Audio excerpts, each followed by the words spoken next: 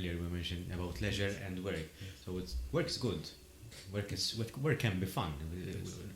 Contrary to what people might think, work can be fun, and it's a very nice feeling to go to work every day feeling happy, feeling at ease at the workplace. That is my realm.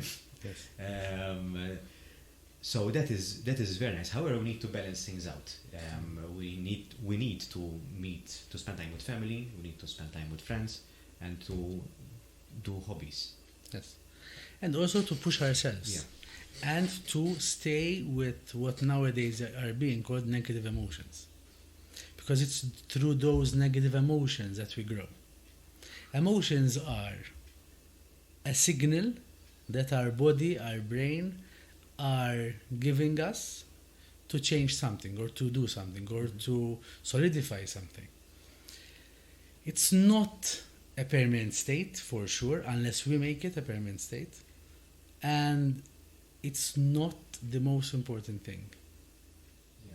You know, we shouldn't expect the rest of the world to accommodate our feelings. If I'm feeling anxious at the first day at work, I need to do something about it. I need to work on my anxiety to accommodate the workplace or the community. Not because we want people to be part of a communist country where we all live for the greater good, but because it will help us grow. If every time I feel an emotion, I base my decision solely on that emotion, then I'm going to be scared of a lot of things. Then I'm going to keep myself back from a lot of new experiences. So I need to feel angry to reflect on what I need to change in my life or who I need to change in my life. I need to feel sad to understand what's bothering me. I need to be happy to reward myself for doing something good. So emotions are there to help us navigate through life, not to be the compass of our life, which is very, very different. And I think that nowadays, sometimes I blame psychology as well, okay? We are not teaching the whole book of emotions. We're just sticking to, if you feel this way, follow your heart. Follow how you feel about it. When I don't believe that. What do you think about this? Personally, I'm very rational, so I try to. So at the moment, I'm going through this process. So thank you for asking the question. It's very interesting. Where I know that my rational side is very strong, but I'm very emotional as well. So even through my line of work and even me personally, I think I do have quite a high emotional intelligence, which these are sometimes conflicting. And until a few months ago, I saw these as two separate entities. And now I'm working on myself to sort of merge them. Yes. And to be emotionally present and emotionally they're intelligent enough to know myself and know what I'm feeling at the moment, but at the same time being aware of the other person that is in front of me as well. And how are you managing it? In what sense? What am I doing? Trying to be mindful. Personally, I do a lot of self-reflection afterwards. So, for example, let me get this podcast as an example. After the podcast, on my way back home, I would say, okay, what did I do right? What can I improve? What if I could ask a different question? What were the questions that I asked? How can I ask them differently? And these microscopic changes, they have a compounding effect over time. At least that is what I believe. And that is the way I do it. I ask myself questions. So it might be very silly, but it works for me. Have you ever heard of Kaizen? Kaizen? Yes, I think we discussed this. This is exactly what you're describing. Kaizen is asking yourself enough questions to help you reflect on the, as you put it, the very micro things, very small things, so that throughout time you're improving as a person on all grounds. Mhm. So that's exactly what you're doing. Nice. That you're reflecting on the small things so that you change and develop and grow and evolve. Mhm. Yes.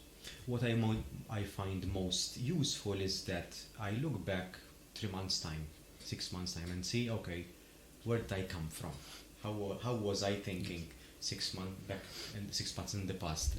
And this is very much like training. You don't see the results immediately after 1 week, after 1 month, or at least you see the initial results.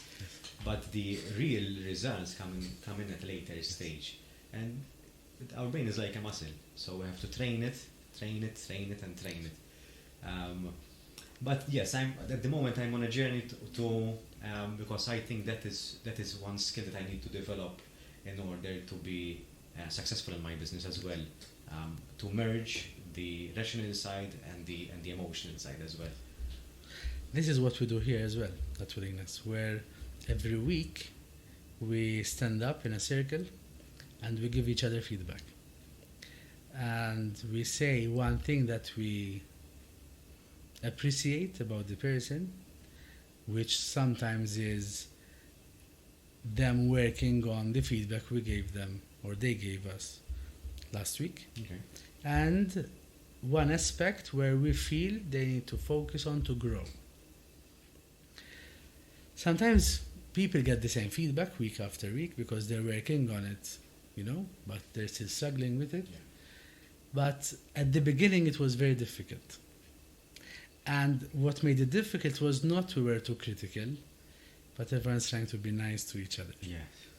I don't have anything bad to say about you. I like you. Thank you for making me coffee last time. Yeah. But when we started taking it seriously and understanding it, we understood that it's a gift that we're giving each other.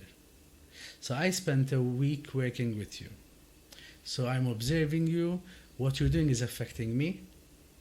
And now I have a time to look you in the eye, say thank you for what you did, but also remind you what I think you need to work on. And sometimes it's repeated by other people, sometimes it's just me saying this, observing this. We just take it in, we don't try to justify it, we don't say, yes, but I did that, yeah, I hear you, but, no, just listen to it. Reflect on it, and then every 6 months, we sit down one-on-one and we work on what we call a goal alignment, where we align our goal as an organization, as a team, with the goal of the individual.